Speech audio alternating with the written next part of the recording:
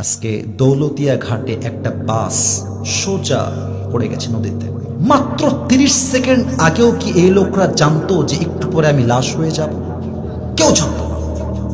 30 সেকেন্ডের মধ্যে পড়লো, লাশ হয়ে গেল, শেষ। যারা বলতো কাল থেকে নামাজ পড়বো, কাল থেকে ভালো হয়ে যাব, ওই কালটা আর আসে নাই। ওই যুবকগুলো সব কবরের বাসিন্দা হয়ে গিয়েছে, ঠিক কিনা বলে? हुए नामवर बेनिशा कैसे कैसे, ये जमी खा गई नौजवा कैसे कैसे। ये जगह जी लगाने की दुनिया नहीं है, ये इबारत की जा है तमाशा नहीं है। तुझे पहले बचपन ने बरसों खिलाया, जवानी ने फिर तुझको मजनू बनाया। अजल तेरा कर देगी बिल्कुल सफाया। मेरे दोस्त, ये जगह जी लगाने की दुनिया नहीं है, ये इबारत की जा है तमाशा नहीं है। वमल हयातुद दुनिया इल्ला মাতাউল গুরুর।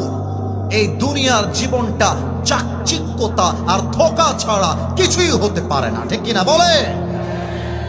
আমি জাস্ট এটা বোঝাতে চাই, যারা বলবে কাল থেকে নামাজ পড়বো, কাল যে আসবে কিনা, এটা জাস্ট কোরআন দিয়ে দলিল দিয়ে বোঝাতে চাই। আগে আমার জীবনে যা ঘটে গেল কয়েকদিন আগে, তা বলে আমি কোরআনের আয়াত বলে দিচ্ছি। আমার মাহফিল ছিল বগুড়াতে, দুপচাচিয়া রোড হয়ে মামদা হয়ে আমি আসবো রাজশাহী সিটিতে। ডিসেম্বর মাস, প্রচন্ড কুয়াশার রাত, চারপাশে কিছুই দেখা যায় না।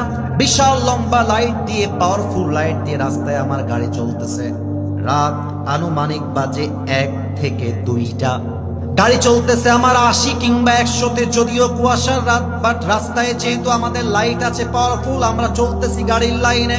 আমার মুরব্বী আব্বা জান আমাকে একটু হেল্প করবেন। এই মুহূর্তে আমি একটা উত্তর জানতে চাই, আমার জানার ঘাটতি থাকতে পারে। বিশ্ব রোডে মাঝে মাঝে কিছু উঁচা উঁচা ঢিপ থাকে, নাম তো মনে হয় স্পিড ব্রেকার, তাই না? নাকি ভুল হলে বলতে পারেন। স্পিড ব্রেকার বলো না এটাকে? স্পিড ব্রেকার উঁচা থাকলে ব্রেক করতে হয়, ব্রেক না করলে গাড়িটা উড়ে যেতে পারে। তা আমাদের হয়েছে সেই ঘটনা। সামনে স্পিড ব্রেকার, ড্রাইভার সাহেব হয়তো বা দেখতে পারে নাই, কুয়াশার জন্য হোক বা যে কোনো কারণে হোক, তো ঠাস করে ব্রেক মারছে।